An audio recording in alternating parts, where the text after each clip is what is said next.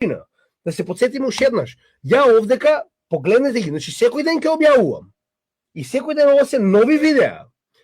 Ја овдека не гледам војска да стои да ги тера луѓе да стоат овдека и да викаат смрт на Америка, смрт на Израел. Значи не гледам војска, гледате ли вие некој овдека со калашников да стои да ги тера луѓе дека треба да стоат тука и да скандираат смрт на Мурика, смрт на Израел. Значи вас ова на вестите не ви го даваат. Тоа е она што мене многу ме нервира. И затоа јас ќе продолжам да ви информирам директно од таму.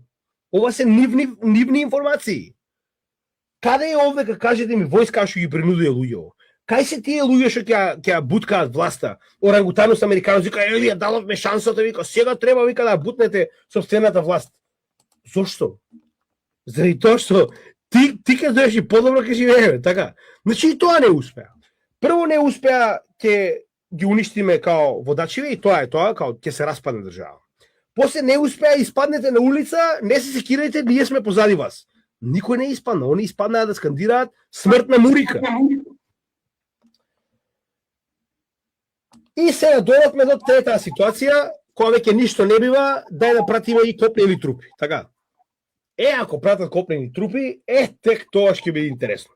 Не заборавајте дека за разлика од Ирак, кој што е рамен ко Тепсија, и кој што има 3 пати помала количина на население, тек во Иран ќе го јадат курот.